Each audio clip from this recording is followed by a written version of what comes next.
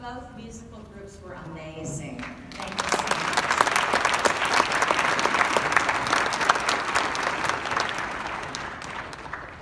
The time is always right to do what is right. Dr. Martin Luther King Jr. My name is Robbie Little, and I serve on the Human Relations Commission. And it gives me great pleasure to introduce our keynote speaker, Mayor Bill Baird.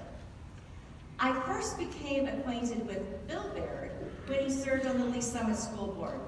I was impressed with his tenacity, and as a former teacher, I appreciated his determination to do the right thing for the students, teachers, and community. The time is always right to do what is right. Over the years, I've witnessed the truth of Martin Luther King's statement. Doing what is right can sometimes be challenging, but it shows your character and will resonate with others whom you will meet. A quick conversation with Mayor Baird and you will know he is someone who strives to make a positive difference in our community through his commitment, determination, and integrity. As a 21-year resident of Lee Summit, Mayor Baird has made significant contributions to the community through his volunteer and community service work.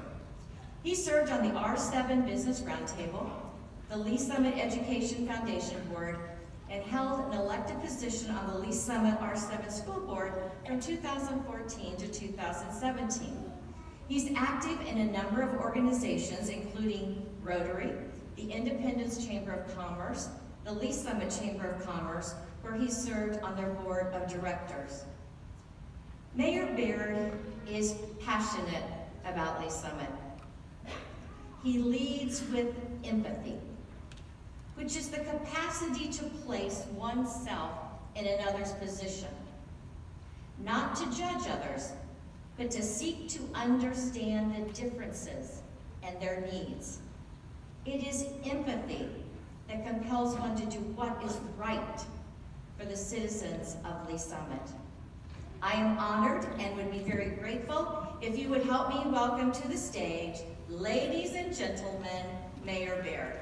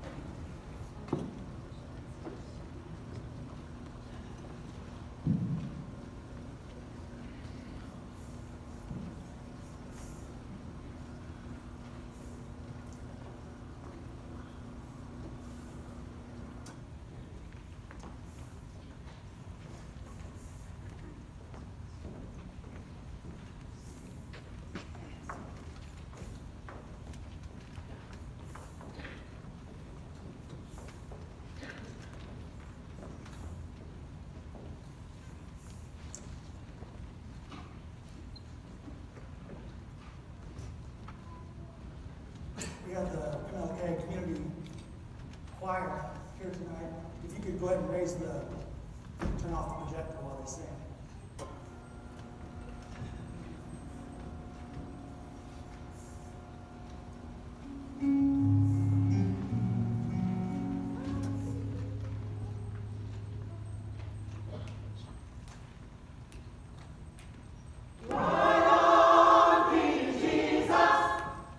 No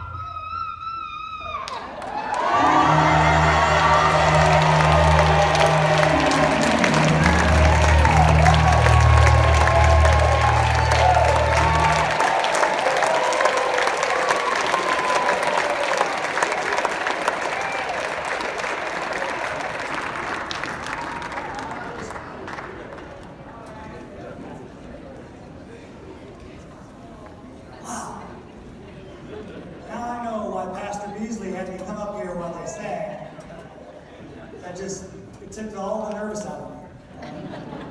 It was wonderful. This is my lovely wife. Bring me water because I'm going to need it. Can you put those right there on the ground? My wife, Hillary, everyone.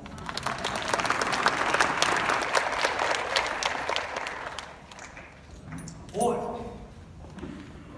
thank you so much. When someone began the night saying it's a beautiful crowd, it is.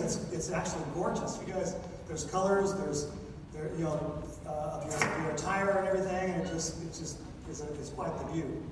I might have to take a selfie in a second, but I do want to thank the Human Relations Commission, the Martin Luther King Committee, and Pastor Beasley. This is fantastic.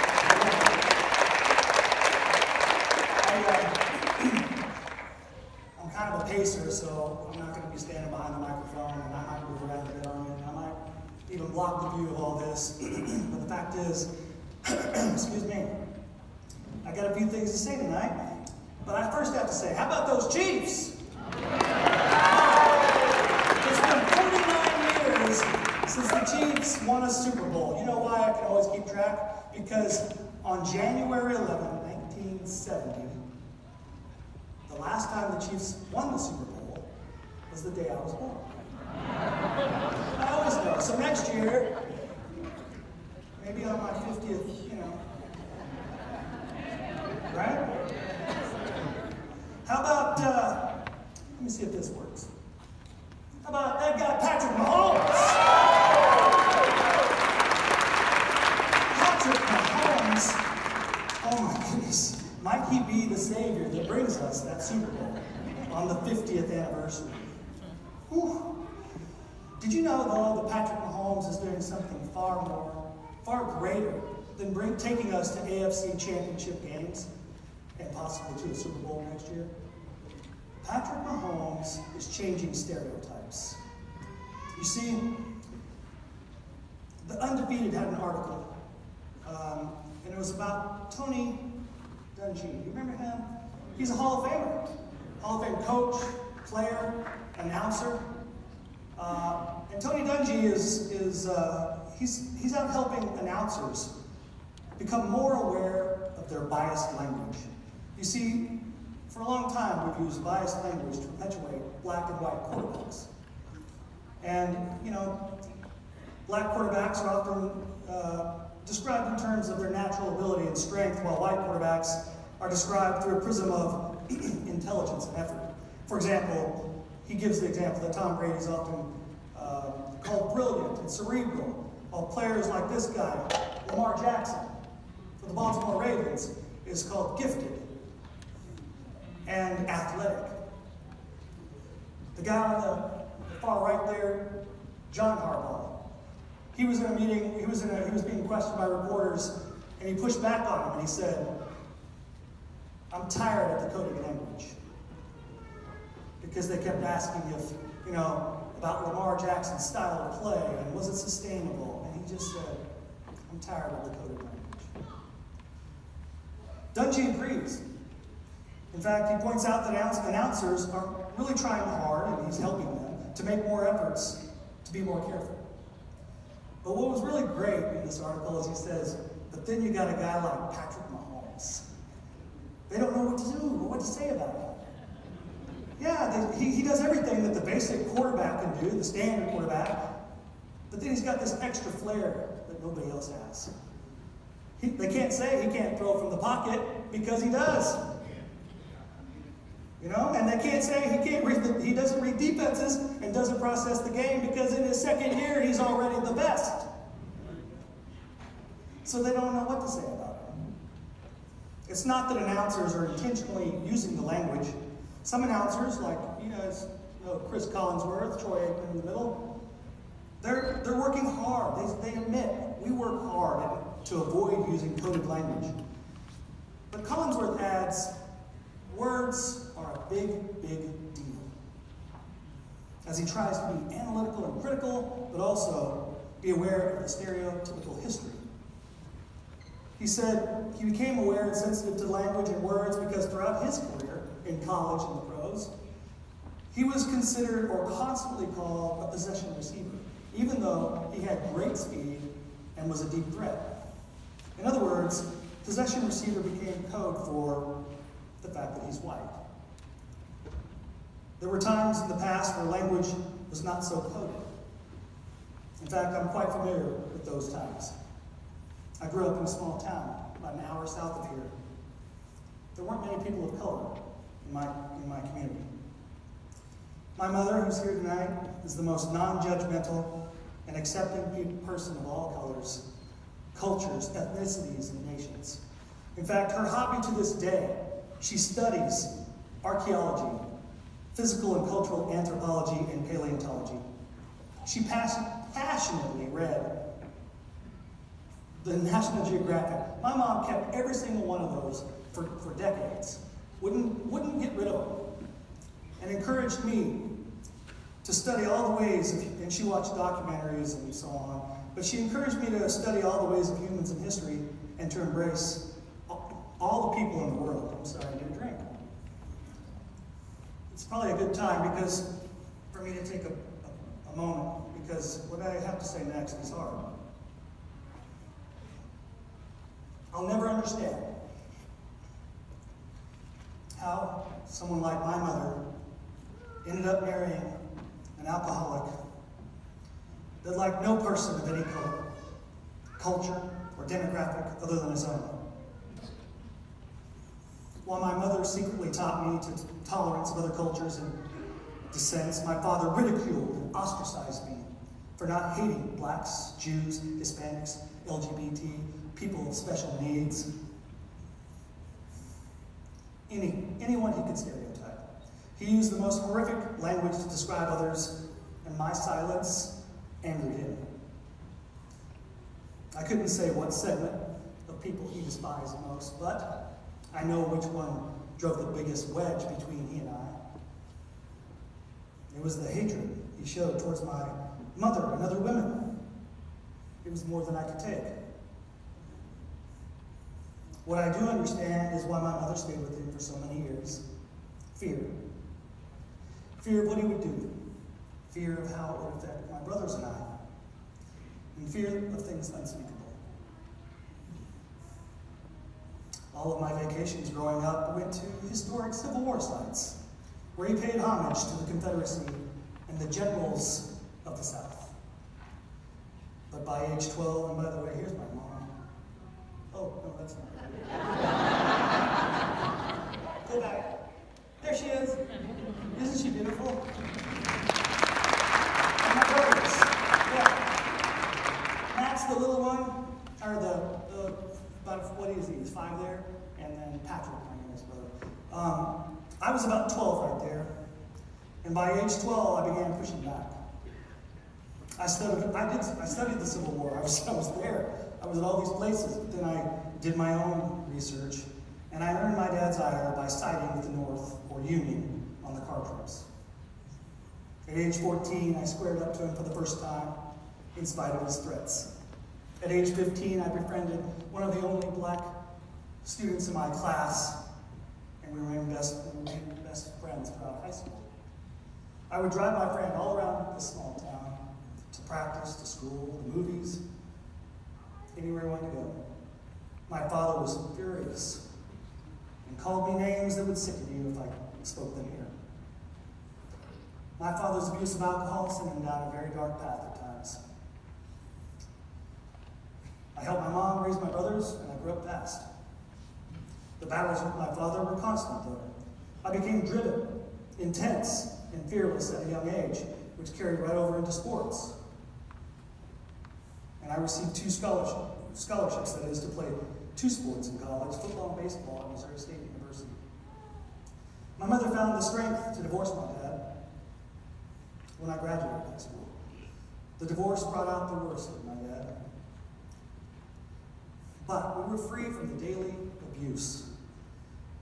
Still, I battled nonstop with my father in front of my brothers until I graduated from college, when we both had had enough of each other and parted ways for good. But back to my freshman year of college. That was what that picture was. There it is. At 5'9" and barely 170 pounds, I began my college football and baseball careers. My first practice with my college team was an eye-opener. because it was comprised of a mix of black and white players, very diverse. But when I walked into the cafeteria for our first meal, wow, there were black players sitting here and white players sitting at these tables. And I just remember standing there with my plate cafeteria, I mean vividly. What do? I had just left the daily bombardment of racism. And I wanted no part of choosing sides. So I found a spot in the corner, hidden away, and I sat alone. The practices in locker room were another experience altogether. Many of the black players enjoyed the daily competition on the field and practice, and loved to trash talk for fun. No one had ever trash talked me, other than my dad. I also did not know how to interact with the black players in the locker room, the banter. I wasn't familiar with the pop music blasting from the boombox. I was uncomfortable and I stayed to myself. I found myself especially avoiding the black leaders, the starting receiver and the starting running back. In my mind, I had no bias in me. In my mind, I thought I'm not racist, but I'm not comfortable around them. In my mind, it didn't have to do with the color of their skin. I just didn't like they interacted, spoke, and dominated the locker room culture. To make things worse, the receiver coach harassed me daily. He was all over me every single day. I started feeling it was because I was white, because the receiver coach was black. I took it out on his receivers every chance I could, and I earned a starting position partway through the season. In my first game against Indiana State, I played the game of my life. I mean, interception and a run back. I made a dozen tackles, and that's a lot for a little defensive corner. It was a high-scoring game, though, and we lost. So afterwards, that locker room felt a lot like it did probably in that Chiefs locker room last night. It felt like a funeral. No one said a word to me about the phenomenal game I played. No one, except those two black leaders, the receiver and the running back. They showered me with praise and encouragement. It made me feel I was a critical part of the team. I had not been, in that moment, in that locker room in Terre Haute, Indiana, I realized I judged them for the wrong reasons. I had not been accepting as my mother had taught me to be. I had judged others not by the content of their character, as Dr. Martin Luther King had urged 20-some years before. But I'll tell you this, I thank the Lord. I thank the Lord God for giving those couple of young men the character and leadership to reach out to me. They shaped my life in a glorious way, because over the last 30 years, I've thought of that moment 1,000 times. I've been ashamed of myself. That's why it was so revealing to me. But what was it that made that moment so impactful? First, I had the foundation and the education that my mother had given me. So I was able to see in the moment the reality of the situation over the perception. But second, and most importantly, it was the love that came from those teammates in that moment that I will never forget.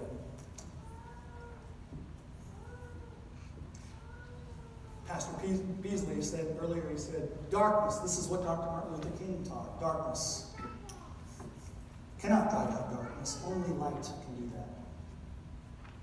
Hate cannot drive out hate, only love can do that. I can honestly say that the rest of my college career in sports was full of friendships and athletes, with athletes of all colors and backgrounds. I married someone who shares the same values and beliefs that Dr. Martin Luther King shared with our nation when he said that, and we raised our kids this way. This was important to us. Oh, there's my wife and my kids. That was skinny me a long time ago over there. Yeah. My kids are all in college now. But the way we raised our children was based on similar to this, that intelligence plus character. Intelligence, academics plus character. That's the goal of true education. We played sports for the values, for what we were going to get with the character building.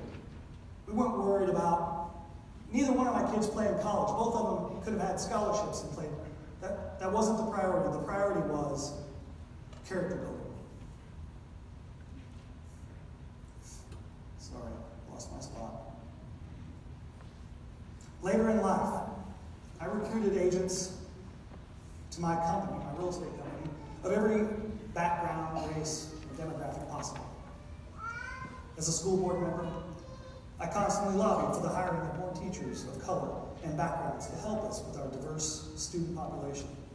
And now, as mayor of the city, I stand before you today, face to face, with what feels like a multitude of issues that directly or indirectly revolve around race.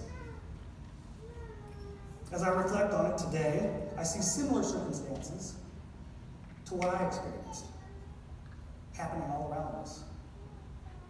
Some, not all, but some people are not tolerant or accepting of others. They probably feel the way I felt in that moment, that they are not prejudiced or biased, but that we have different values and different ways of doing things. We try and explain away our intolerance with phrases like, I'm not prejudiced, but you don't know where I came from, or you wouldn't think that. Not all Muslims are bad, but not to sound sexist, but many understand these are precursors that are biased in nature. So in the age of real-time information and social media, the art of coded language rules. Just like John Harbaugh, the coach, said. Whether we realize it or not, society perpetuates bias and often racial stereotypes. Whether you are for greater border control or not, it doesn't change the fact that immigrants, which built our great nation over the last centuries, are being described in derogatory ways and coded and sometimes not so coded language. At the national level, I see balanced debate though. Seriously, you can turn the channel and hear both sides of the debate. The magnificence of this country, and this great, great country, is that we have amazing intellectuals and heroes, and provocative leaders, or thought-provoking leaders, in all sides, in all areas of government, politics, media, and the entertainment industries. Issues get heavily debated face-to-face, behind closed doors, on television, on social media, and more. The freedom of speech we have is what makes our country the greatest country in the world. You may not agree with public opinion or the outcome of an election, but at the national level, just about everything gets vetted. Many people, however, feel that they are so far removed and inconsequential with regard to the national debates that they don't bother to follow the news or even to cast a vote. What happens at the local level, though, I say, at the local level, affects you and your family on a daily basis, because the news is right in your backyard. It's right at your front doorstep. And also, the governmental decisions that we make affect you and your family's quality of life and safety every day. This is where one's silence and absence from the conversation can tear apart the fabric of the community. What holds one back from weighing in on an issue? Are people afraid to weigh in? What keeps people from attending community events, conversations, or commenting on social media? In the age of social media, again, coded language rules. But I'm not seeing on social media the local issues being vetted like they do at the national level. Social media is rampant with coded language and no accountability.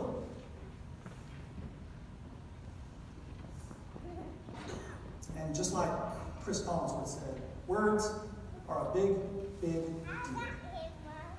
As the mayor of the city, we really have, and talking to you, we have to question where the vetting of our local issues are taking place and by whom. I wonder if all are being represented in the discussions. I wonder how do we change this?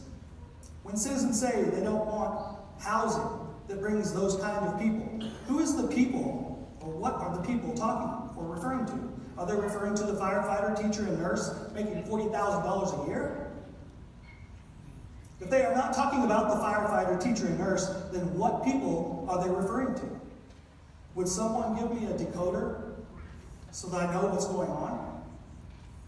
Maybe someone can create an app to decode all the things that people allude to that mean something that I don't know about. Locally, I would just say this: who is going to stand up for any person that makes $40,000 a year, no matter what kind of job they have, no matter what city they come from, or the color of their skin? I wonder if our citizens realize that Blue Springs has far greater density than Lee Summit. Overlook Park has nearly twice our density. For a city our size, we're about as low density as you get.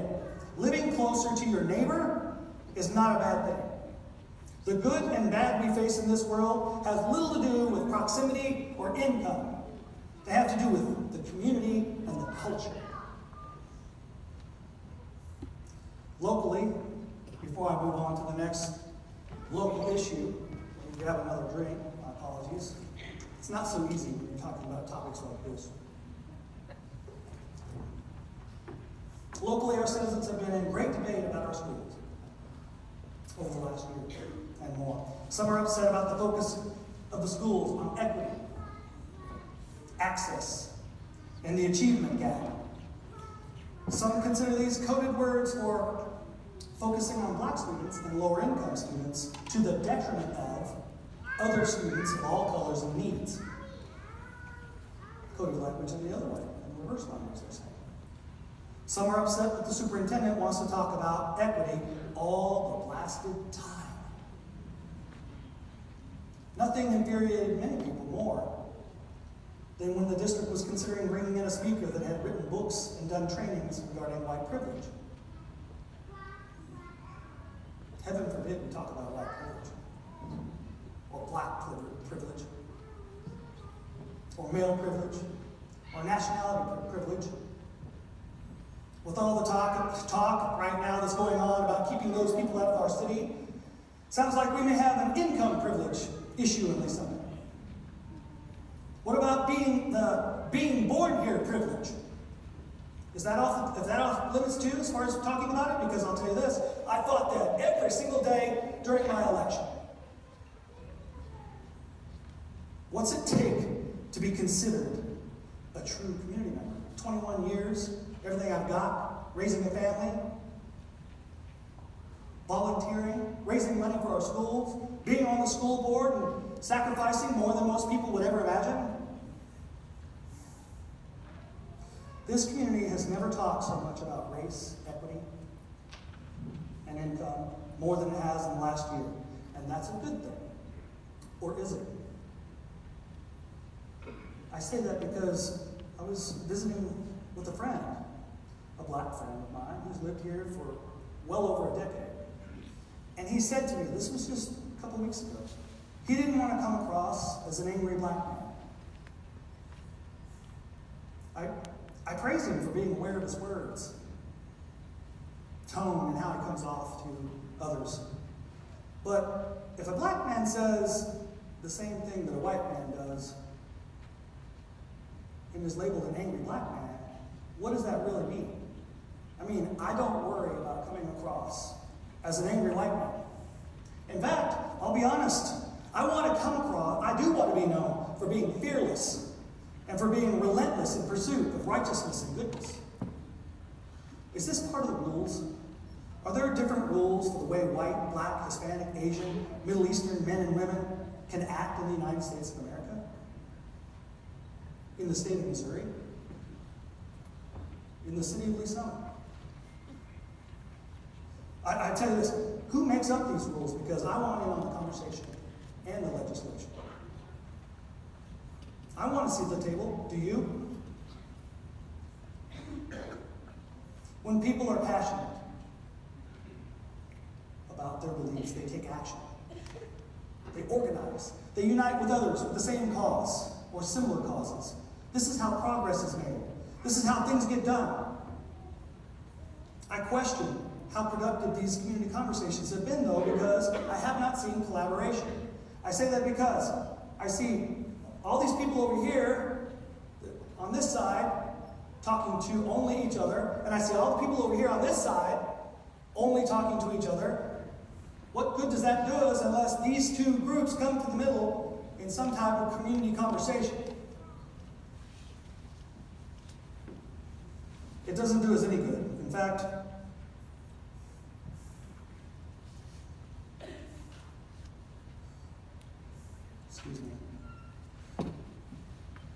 In fact, it scares me because in situations like this, if the majority of the citizens in the community sit on the sidelines and have apathy by not getting involved, then others, no matter how few in numbers, will determine the direction of the city, the school district, the state, and even the nation. It's not the American way for a few people, with little regard for the many, to control the conversation and steer the ship. It's the American way for many people to come together and make their voice heard. Dr. Martin Luther King said, "Injustice anywhere is a threat to justice everywhere." There are a few people in this room that know just how much I believe and try to live by this statement. Injustice to me reaps injustice, just as Martin Luther King said. It destroys the integrity. This is the key, though. It destroys the integrity and the credibility of anyone who's near it, even if you did no wrong. That's why these community conversations are so important. I'm here to tell you tonight that when it comes to protecting the integrity of this community, to all of you, my friends, my neighbors, brothers and sisters in my family, I will serve that cause with all that I have. And I think you should too. Dr. Martin Luther King said, "Everybody can be great because everybody can serve." Before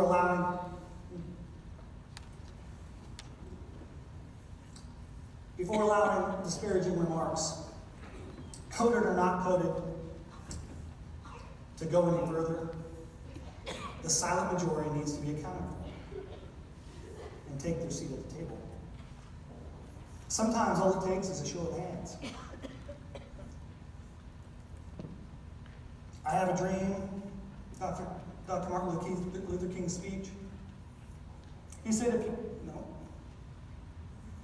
I don't think I have that one. I'll just read it, or I'll just say this. Dr. Martin Luther King challenged us to fulfill his dream of a nation where we are judged not by the color of our skin, but by the content of our character. Let me ask this. If you want our character to be our value, please raise your hand. I thought so. You could be a part of fulfilling his dream in any way you feel comfortable. You may be the type that wants your voice to be heard, to be a champion for a good cause. If we have any of those people in the room, shout, "Oh yeah!" Oh yeah! I like it. We need you. The cause needs you. You may be more comfortable, though, as a worker bee that gives to the cause behind the scenes and does make sure that everything gets done. If that sounds like you, softly say, "That's me." We need you too. The cause is lost without you. You may be more comfortable in the digital world, rat-tat-tatting on your computer and your phone. I know the phone's in your hand. You raise your hand if that's you. Raise your phone if that's you. There they are. I see the phones. It's right there in your hand. I know. Your influence in the age of digital disruption cannot be underestimated, and boy, does the cause ever need you. Here we go. There we go. Dr. Martin Luther King said, if you can't fly, run. If you can't run, walk. If you can't walk, crawl. But by all means, keep moving. And yet, all the rat-tat-tatting, and the hand raising, and the voice, and the phone raising in the world will not affect change unless you can really hear what Dr. Martin Luther King was saying and what he taught. You have to listen carefully and look within and take his unfettered faith and his proverbial wisdom into your heart. Only there will we break through the coded language, the avoidance, and the fear to help others. Just like those two brave young men who helped me 30 years ago.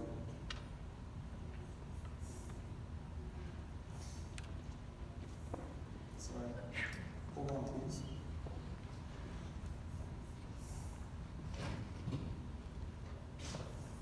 I zoomed to the front beginning of my presentation.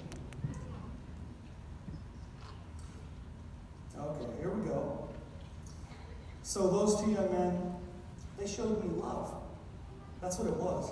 They showed me love, and that brought the light. We started this off by saying that darkness cannot drive out darkness. Not only did Pastor Beasley, but so did I. This is what Dr. King weaved into all of his writings and speeches. It was about love. Love and love. Truly. That's what he wrote about, nonstop. He said things like liking everyone is nearly impossible, but you can show love. We can serve with love for others. We can debate and discuss with love in our hearts. That is what Dr. Martin Luther King not only challenged us to do, but he knew it was the only way that we would fulfill his dream. It's the only way to deal with coded language. Just like Tony Dungy's doing. He gets it. He's doing it with love. Chris Collinsworth, he gets it. When we rat-a-tat-tat, volunteer, raise our hands with love in our hearts, we break down walls and barriers and are welcome to the table for meaningful conversations where justice prevails and goodness is done. Dr. Martin Luther King said all of this, if you listen closely. So today, over 50 years since his passing, I'll give him the last word because his teachings are and always will be the way. In his words, you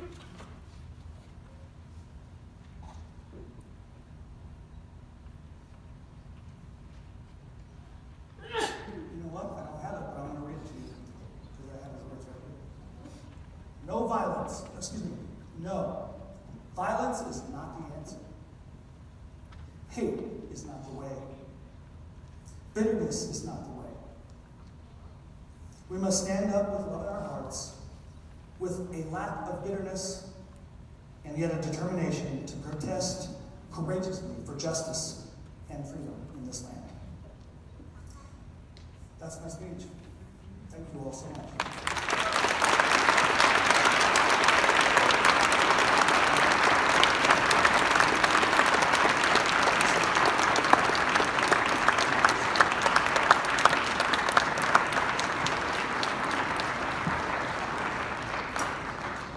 Before we move forward, I want to tell your mother that I love her for raising a son to be who he is.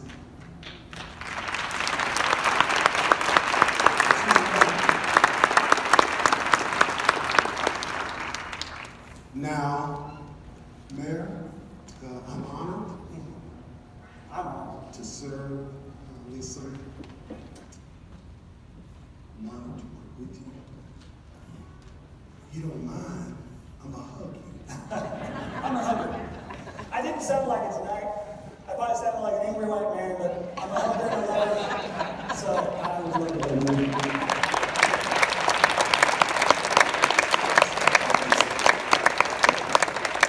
For those words.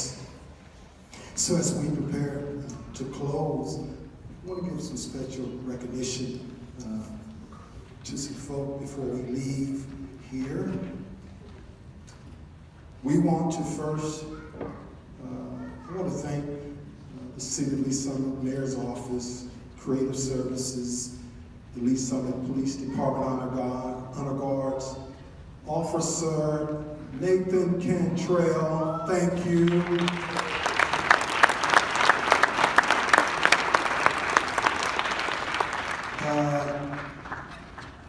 Officer Cantrell, we're going to vote right now. Do we want him back next year? Oops. To the Lee Summit School District, thank you. Kansas City Equity Commission, before we leave, please go over and see them over their booths over there. Please go over and see what they have over there. To the Martin Luther King Committee, choir, Marcus, thank you. Where's Dominique? Dominique, where are you at? I'm with the baby. She's with the baby. Thank you for helping with the choir. Marcus, stand up. Woo!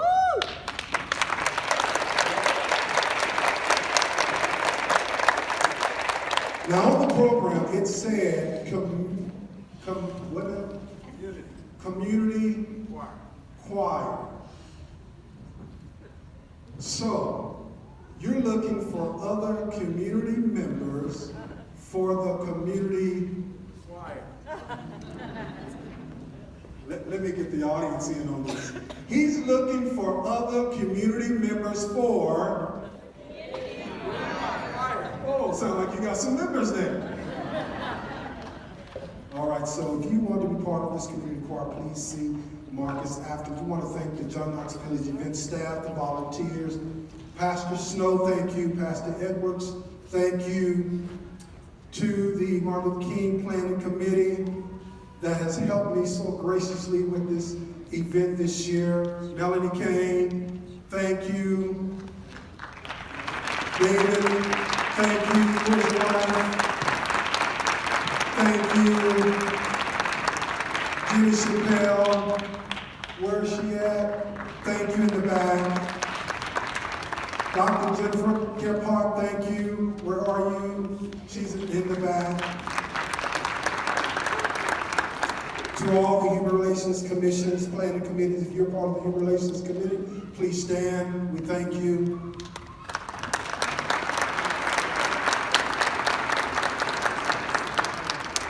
And again, I thank Mayor for your support.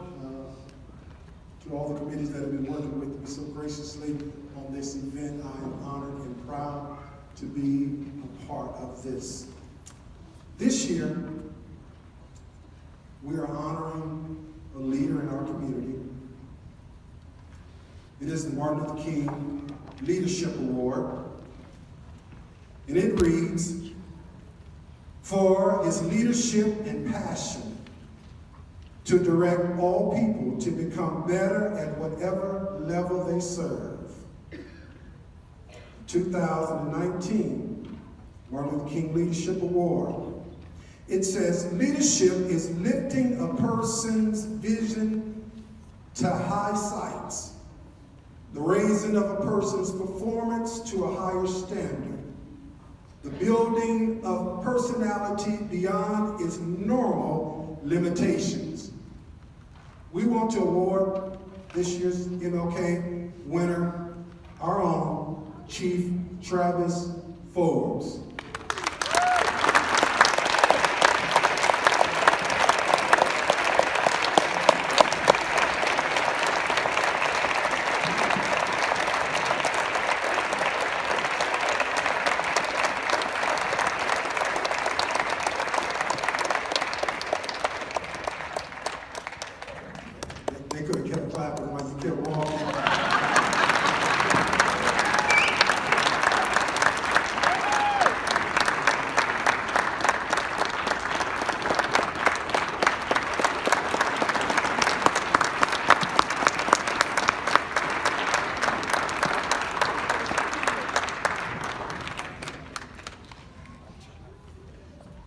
Geez, I don't know what to say. I didn't expect this.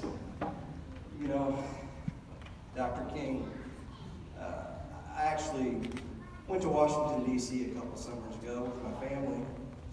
I kind of ran up here like you, Mary, so I'm out of breath. I saw the Washington Memorial, the Jefferson Memorial, but I saw Dr. King's Memorial. And I'll be honest, I spent more time there than anywhere. Because if you go, all those quotes you used, they're scattered throughout, written on granite, preserved forever. It just touched me. So to get this award that is associated with him, I feel undeserving, for sure.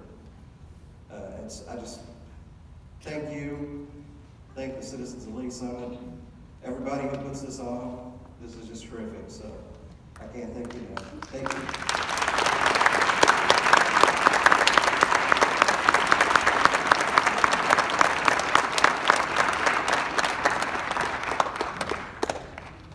All right, we are coming to the close of this event.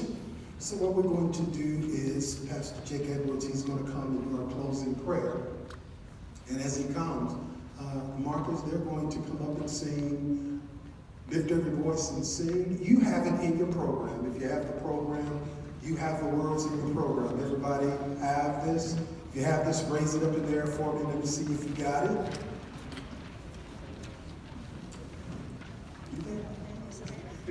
So this is what I want you to do. Marcus, they're going to come up or just down there, or what you going to do?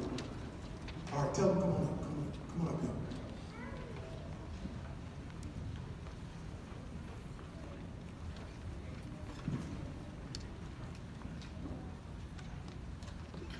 So if you would, if you have the words, as the choir comes, Pastor Edwards is going to pray. Then we're going to sing, lift every voice and sing. Matter of fact, if you want to come up and sing with them, you're welcome to come up. Everybody sing. You're welcome to come up. You got the words.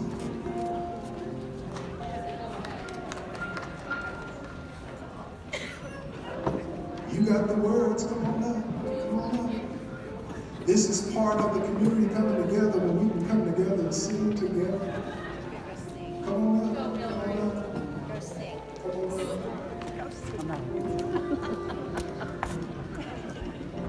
Come on up.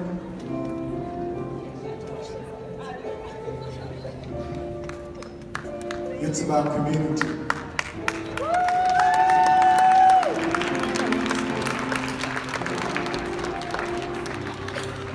Come on up.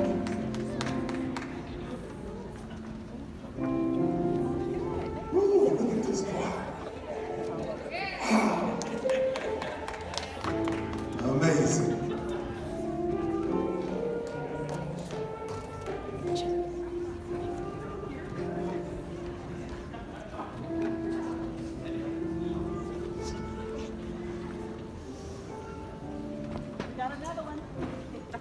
I'm really excited.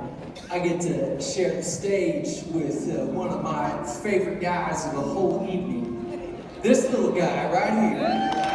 Right? This is what I love about this guy. I sit down front row watching him, and there's something, I don't even know if he'll remember this night, but he's learned these songs. And these songs are forming a character within him. He's going to grow up knowing these songs. And those songs form language, and they form words, and they form thoughts, and they form imagination. And this young man's going to grow up dreaming of whole. You can't give a microphone to a preacher. Here's what I love about this little guy. Oh, Lord, I knew this was going to happen. This is what I love about this guy, is that when he didn't know the words, he looked up. And I remember when I was 5 years old, and the adults I would look up to, they looked like they were 8 foot tall. They were giants.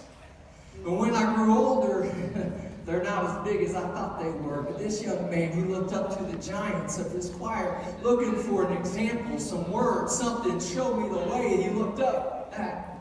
We're living in times where do any of us know what we're doing? Does any of us know how to bridge the gap of division? We live in it. We drink in it. I drink in privilege every day, and I'm just asking God, show me how to use it.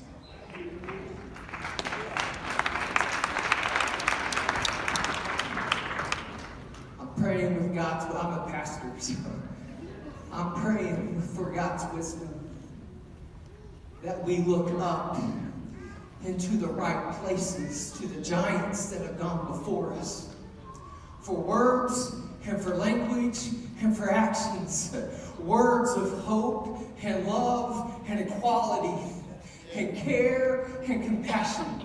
And so tonight I brought words of a giant that I don't feel worthy to read, but they're a prayer that Martin Luther King Jr. wrote. These are Dr. King's words. May he be the giant, young man, that we look up to model ourselves after. Would you pray with me? Here's a prayer from Dr. King. Oh God, we thank you for the lives of great saints and prophets in the past, who have revealed to us that we can stand up amid the problems and difficulties and trials of life and not give in. We thank you for our foreparents, who've given us something in the midst of the darkness of exploitation and oppression to keep on going. Grant that we will go on with the proper faith and the proper determination of will, so that we will be able to make a creative contribution to this world. In the sweet name and wonderful Spirit of Jesus, we pray. Amen. Amen.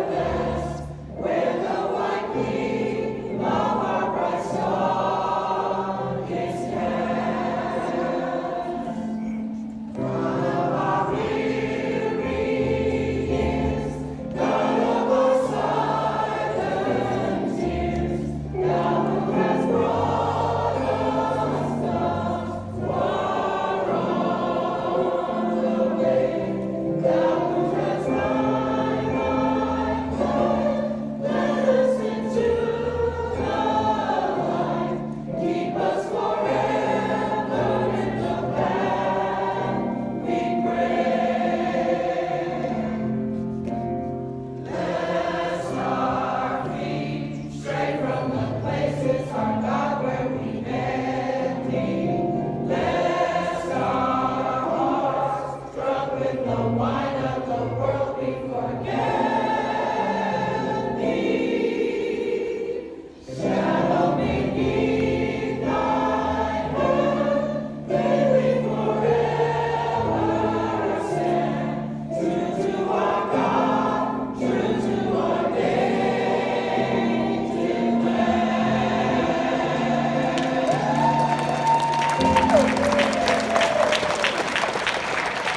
Thank you so much. We'll see you next year. God bless.